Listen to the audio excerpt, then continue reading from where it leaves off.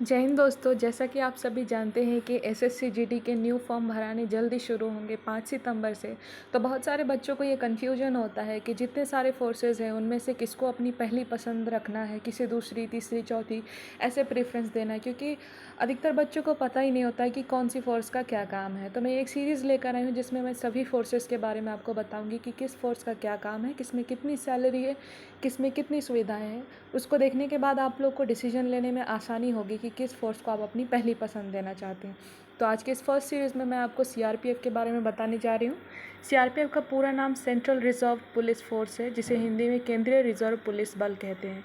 इस फ़ोर्स के बारे में आपको बता दूँ कि पूरी दुनिया, केवल भारत का नहीं, पूरी दुनिया का सबसे बड़ा अर्धसैनिक बल अगर कोई है तो वो सीआरपीएफ़ है। सबसे ज़्यादा बटालियन अगर किसी की है तो वो सीआरपीएफ़ की है। इसमें महिलाओं के लिए अलग से बटालियन बनाई गई है। सीआरपीएफ के काम की अगर बात करूँ तो सबसे पहला इसका जो काम है वो है उग्रवाद नियंत्रण में, जिसको इंग्लिश में काउंटर इंसर्जेंसी कहते हैं। भारत में बहुत सारे ऐसे राज्य थे जहाँ पे पहले उग्रवाद हुआ करता था और उसको कंट्रोल करना दूसरे फोर्सेस के लिए उतना आसान नहीं था। तब सीआरपीएफ की भी मदद ली गई थी। तो सीआरपीएफ का एक काम ये भी है कि वो उग्रवाद के नियंत्रण में महत्वपूर्ण भूमिका निभाता है, जैसा कि आप तस्वीर में देख सकते हो।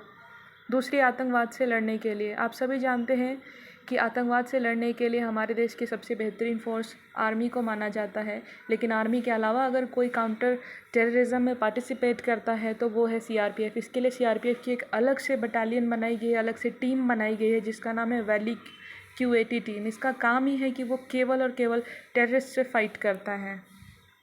नेक्स्ट, दंगा नियंत्रण में जब कहीं पे दंगा वगैरह होता है तो आपने इस तरह की ब्लू कलर की ड्रेस पहने हुए फौजियों को देखा होगा।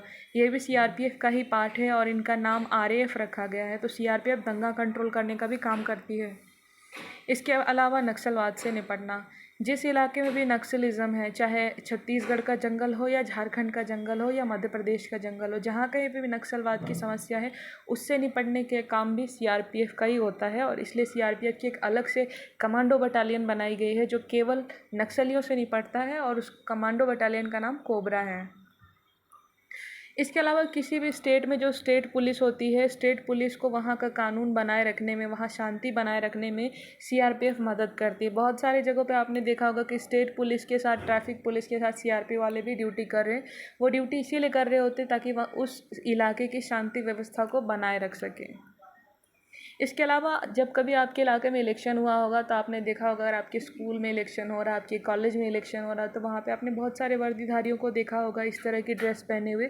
ये भी सीआरपीएफ के होते हैं।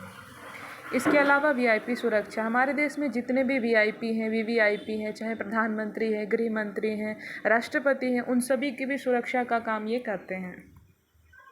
इसके अलावा संसद भवन की ड्यूटी, हमारे देश का जो संसद भवन है उसकी सुरक्षा में भी सीआरपीएफ के जवान तैनात रहते हैं। जब कभी देश के अंदर प्राकृतिक आपदा होती है, चाहे भूकंप हो गया, हिमस्खलन हो गया, भूस्खलन हो गया, बाढ़ आ गए, वहाँ पे भी राहत और बचाव काम के लिए ये जाते हैं। इसके अलावा एनएसजी कमांडो, हमारे देश की one of the best commando NSG commandos होते हैं। और अगर आप सीआरपीएफ के जवान हैं तो आगे चलकर आप एनएसजी कमांडोज़ में जा सकते हैं।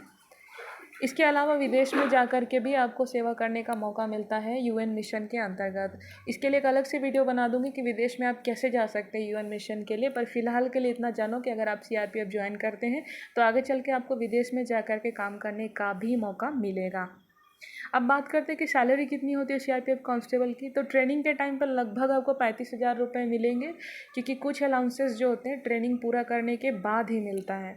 तो ट्रेनिंग पूरा करने के बाद आपकी जो सैलरी होगी एक कांस्टेबल के तौर पे वो 35,000 से 70,000 के बीच में होगी।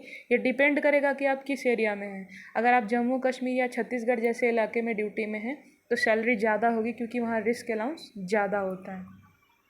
अब इसमें दूसरे बेनिफिट्स क्या मिलते हैं, आपको 2 कैंटीन कार्ड मिलता है, एक आपके खुद के लिए मिलता है और दूसरा आपकी फैमिली के लिए।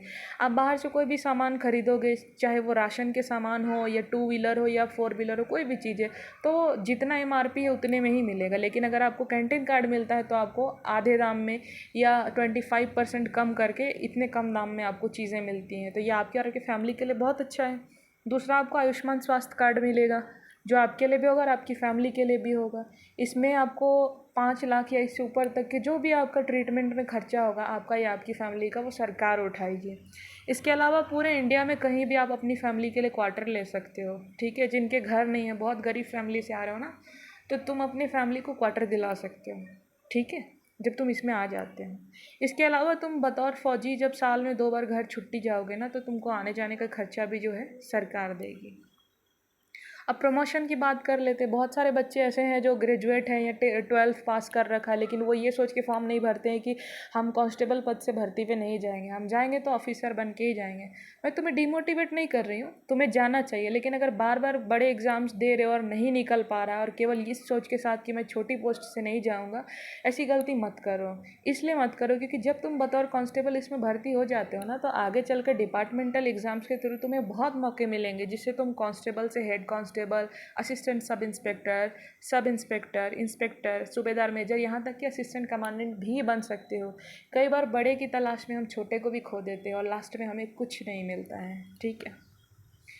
अब बात करते हैं कि ट्रेनिंग का टोटल टाइम कितना होता है। तो पूरी जो ट्रेनिंग होती है वो 52 सप्ताह की 52 वीक्स की होती है, जिसमें एक बार तुम्हें बीच में छुट्टी मिलेगी घर जाने को 15 दिन की, जिसे मिड टर्म ब्रेक कहते हैं। उससे पहले तुम्हें 22 वीक के बाद जो एक टेस्ट होता है उस टेस्ट को पास करना होगा। वही जो ट्रेनिंग में सिखाया जाता है उसी से रिलेटेड टेस्ट होते हैं। उस टेस्ट को जब तुम पास कर लोगे फिर तुम्हें मिड टर्म के लिए 15 दिनों के लिए घर भेजा जाएगा। वापस आके बची हुई ट्रेनिंग पूरी करनी है और लास्ट में तुम्हारा पासिंग आउट परेड पूरा होगा, जिसके बाद तुम्हारी ट्रेनिंग कंप्लीट हो जाती है, ठीक है। तो ये मैंने सीआरपीएफ के बारे में बताने की कोशिश की। बाकी सभी फोर्सेस के बारे में इसी तरह से बताऊंगी, उसके बाद तुम्हें फ़ैसला करने में आसानी होगी कि तुम किस फोर्स में जाना चाहते हो। उम्मीद है तुम्हें जानकारी पसंद आई होगी। अगर मेरी मेहनत अच्छी लग रही हो तो मेरी मेहनत के लिए एक लाइक, कमेंट, शेयर और सब्सक्राइब ज़रूर कर देना दोस्तों। जय हिंद।